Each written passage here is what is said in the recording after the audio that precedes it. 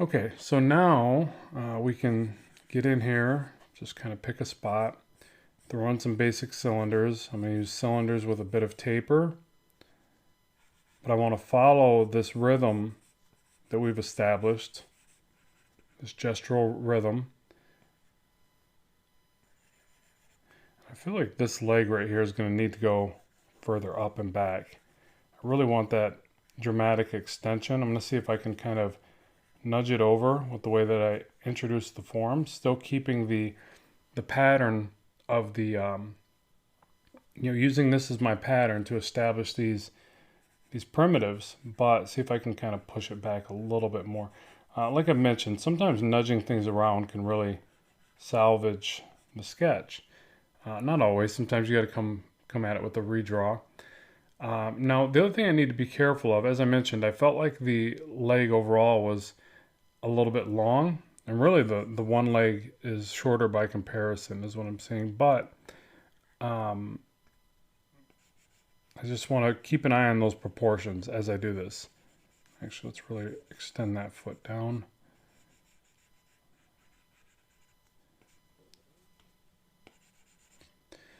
Okay. Yeah, I feel like the back leg is just longer than the front leg in the orientation. Now, this leg is getting blocked by the pelvis, so that's part of it, but that's not all of it. Actually, that might actually fix it. We'll see. We'll keep pressing forward. So the other thing is, I need to kind of think about where the ACES is on the iliac crest, the hips. So you get that bony area that you see on really lean people where their hips are showing. That's pretty much where the ACES is, and that's a good landmark for working through something like this. Mainly because as I come up to the collarbones, you can probably see by there being a little bit longer view of this collarbone, clavicle, versus this one that's more abruptly kind of just pointed right into the delt. So it shows you that this is kind of tilted away. This is tilted away as well. I just would like for there to be a little bit more distinction there and difference, because we can get a lot of good twist and stretch and pinch, extension and pinch like this.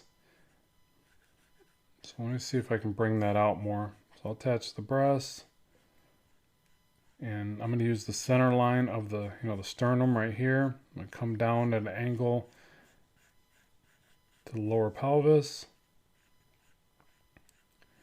Use that center line to attach the breast.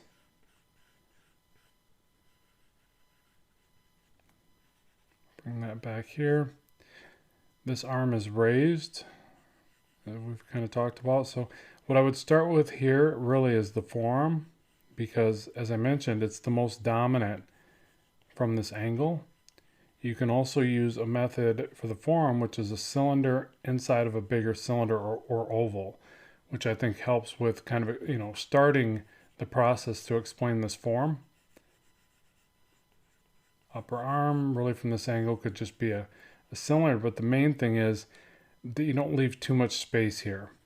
Okay, it's got to be noticeably covered by the forearm and even by the deltoid. There's a lot of shots like this with foreshortening where the deltoid and the forearm will actually connect. Well, visually connect. They obviously don't really connect, but it's good to pay attention to that. So we'll get the rib cage in here. Now, it's good to think about the rib cage going back this way, kind of aligned with the sternum, coming out for a bit, and then shifting direction down like this. So you get this peak up where the abdominal muscles are. Again, we find that point on the iliac crest, the ACES, and then work down into the leg. So again, I'm kind of jumping the gun a little bit. Sorry, it's a force of habit to start implementing some anatomy. But as I think I've mentioned, and we'll probably reiterate, it's a lot of handoff techniques. One leads into the other. So it kind of naturally occurs that way, where you start to push into the next process, a little bit instinctively. So there we've got the initial forms And so now I want to analyze the proportions a bit better because now, again, I've got more form, more volume to be able to see. I feel like the curvature of the forearm is a bit overly animated. I don't necessarily mind it because as long as I don't look at, and by the way, I'm talking about this one, as long as I don't look at it as this is set in stone, then I can maneuver as I develop the anatomy through it. But it is something where I need to be, conscious of it. It looks a bit odd. Get a little bit of gesture and flow to the hair. Just kind of adds some additional movement there and energy. So let's go ahead and stop right here. Next we'll be working on some more action poses, again in this format where we draw some that are gestural, some that are gestural, and a little bit of this structure or primitive forms.